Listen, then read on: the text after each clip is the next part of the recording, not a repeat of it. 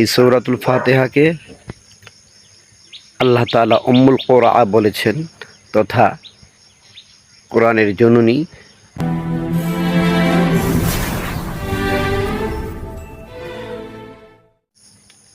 আসসালামু আলাইকুম ওয়া রাহমাতুল্লাহি ওয়া বারাকাতুহু।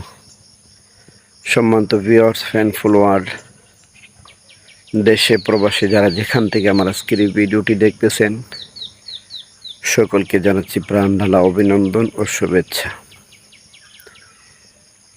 আমি আসলে এই ফেসবুক প্ল্যাটফর্মে একটাই উদ্দেশ্য নিয়ে উপস্থিত হয়েছি, সেটা হলো দ্বীনের কথা আপনাদের মাঝে প্রচার করে দেওয়া, আমলের কথা আপনাদের কাছে প্রচার করে দেওয়া, যে আমল করলে আপনি আমি উপকৃত হব, দুনিয়া ও আখিরাতে কাজে লাগবে।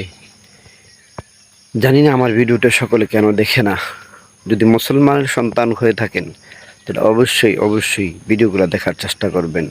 অন্তরে খোরাক যোগাইবার জন্যে নাতে রাসূল হামদে বাড়ি তালা শুনবেন, কোরআনের তেলাওয়াত শুনবেন, কিছু কিছু আমলের ভিডিও রয়েছে সেই ভিডিওগুলো দেখবেন।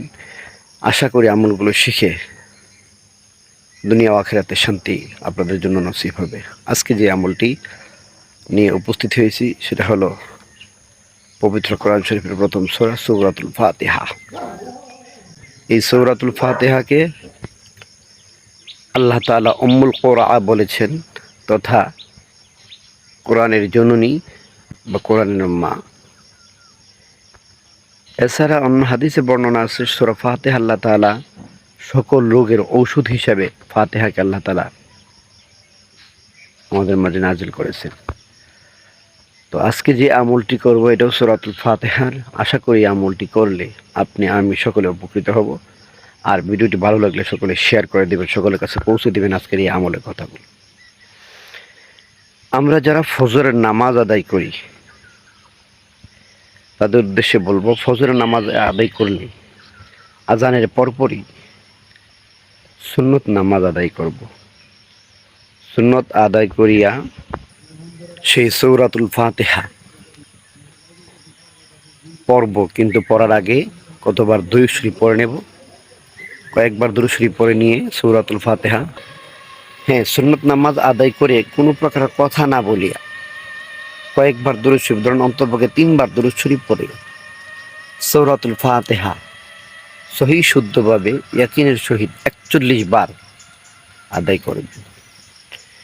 করিয়া একটু পানিতে দম করবেন, ফু দেবেন। তারপর সেই পানিটা যে কোনো রোগের জন্য আপনি নিয়তের সহিত, ইখলাসের সহিত, বিশ্বাসের সহিত পান করবেন। ইনশাআল্লাহুল আজিজ, যদি ভিতরে বিশ্বাস থাকে, আল্লাহকে ভালোবেসে থাকেন, ধর্মকে বিশ্বাস করে থাকেন, কোরআনকে ভালো জানেন, কোরআন মহব্বত অন্তরে থাকে, কোরআনের বিশ্বাস থেকে থাকে, ইনশাআল্লাহ এই 41 বার সূরাতুল ফাতিহা পড়ে এরপর 3 বার দুরূদ শরীফ পড়ে পানিতে দম করে সেই পানি পান করবেন। যত প্রকারের রোগ থাকুক না কেন আল্লাহ তাআলা রোগ শেফা করে দেবেন ইনশাআল্লাহ। সুবহানাল্লাহ। আমি আজকের এই আমলটি আপনাদের মাঝে নিয়ে উপস্থিত হয়েছি। সূরাতুল ফাতিহার এই 41 বার আমল, 41 বার পরে দম করে সুন্নত পড়ে কথা না বলে আমল করলে, এই পানি দম করলে ইনশাআল্লাহ যত প্রকার রোগ থাকুক আল্লাহ তাআলা সমাধান করে দেবেন। সুবহানাল্লাহ। আল্লাহ তাআলা সকলকে বোঝার তৌফিক দান করুক, এই আমলটি সকলকে করার তৌফিক দান করুক। ভিডিওটি ভালো লাগলে সকলে শেয়ার করে দেবেন প্লিজ।